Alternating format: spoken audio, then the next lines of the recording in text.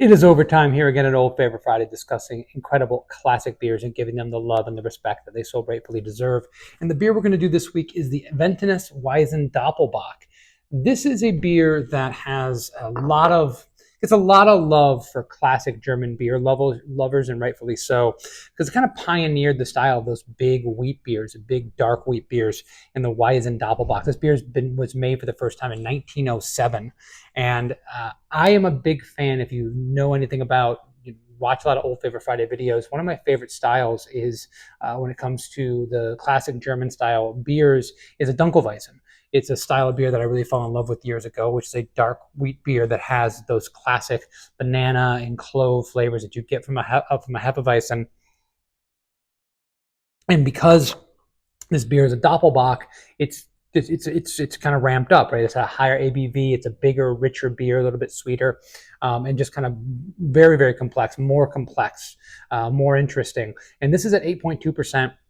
It does not drink nearly as hot as 8.2%. It's very, very deceptively drinkable.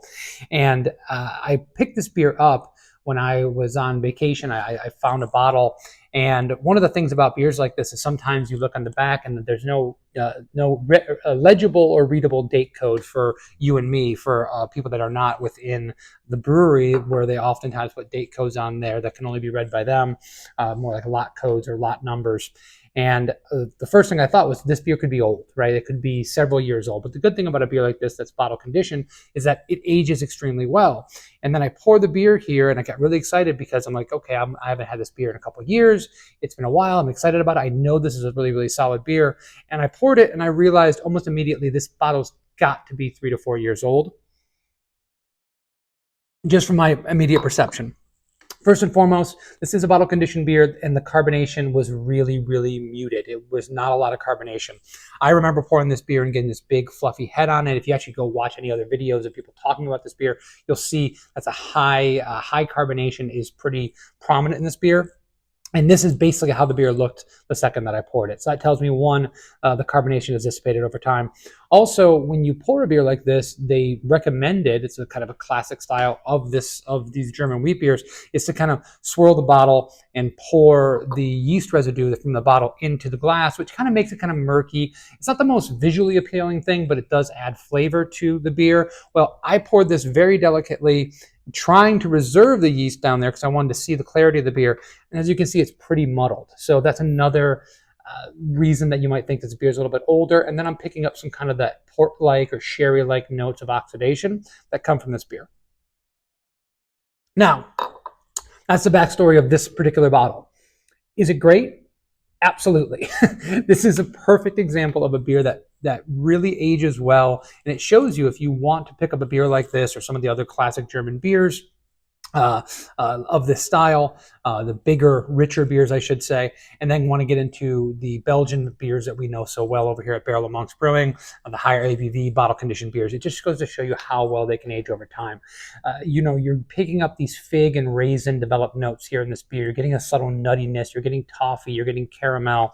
And I really want to hunt a bottle down, a fresh bottle, sometime soon, because I'd really like to try this. I won't be able to do it side by side, but within recent memory of having this beer, having a fresh bottle, I think would be really, really interesting, because I can kind of imagine the liveliness of the carbonation and a little bit more of the sharpness of the beer really coming out in a more young bottle.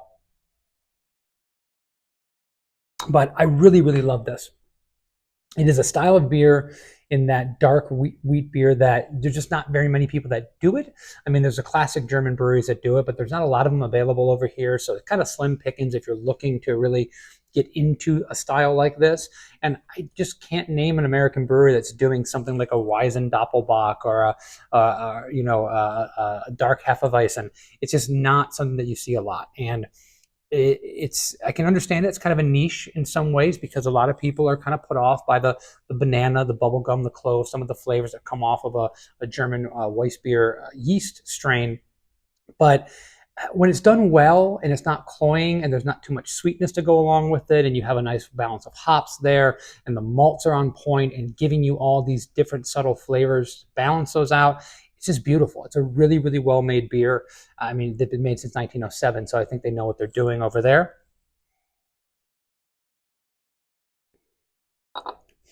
Yeah, I mean, I hope that I can actually find a bottle down here. And the reason I say that is because sometimes when you go to something like a Total Wine and More or your favorite local spot that has a lot of craft beer, some of these beers kind of get lost in the shuffle. There's a million bottles on the shelf, and it's kind of hard to pick them out. And I feel like I haven't seen this one in a while, but it's just possible that it's kind of over. I just kind of looked over it when I was going through the shelves at some of the places in my local market. So I'm gonna go. I'm gonna cast a keen eye on those shelves the next time I go over there to my favorite spot and see if I can pick up a young bottle of this. It doesn't, but it doesn't matter. If it's one of the great things about some of the more eclectic bottle shops will tend to have older beers on the shelf, and hopefully they've got someone that kind of curated that list and those shelves so that the beers that are there might sit around for a while, but if you buy them, you're still going to be really, really good because they can stand the test of time, because they actually have some ageability to it, and they're not going to be undrinkable messes. Don't get me wrong. I found those there before, and you have to be on the lookout, and you have to look for beers and understand when a beer's bottle conditioned or when it's a style that has some more ABV. Excuse me, to make sure you're not buying an undrinkable beer when it looks like it's got some age to it.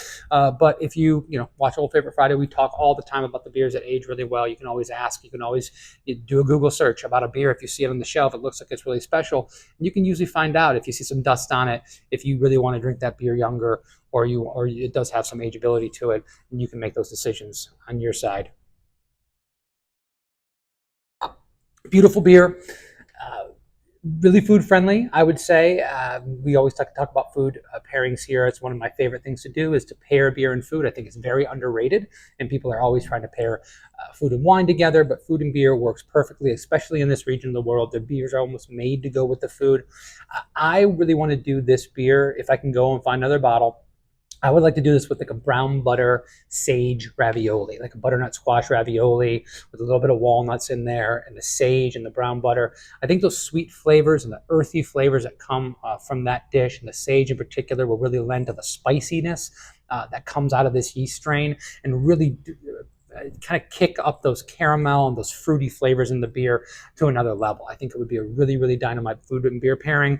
And this beer with 8% can go with a richer, creamier, I'd be creamier by the ravioli itself, may have cheese and butternut squash. I mentioned it can go with that. It's big enough to go with it, but also not too big to dominate it because it's elegant and it's also refined. So great beer. I couldn't recommend it more for this Old Favorite Friday if you're lucky enough to be able to get your hands on it. Thank you guys, as always, for stopping in. Please continue to give us suggestions for Old Favorite Friday. Unfortunately, we get a lot of them come in. I just have no access to those beers, so I'm sorry. But eventually, maybe I'll get a chance to get my hands on them. And please also poke around the channel, like and subscribe. We'll really appreciate that. It helps us a lot. And we'll see you next time. Cheers.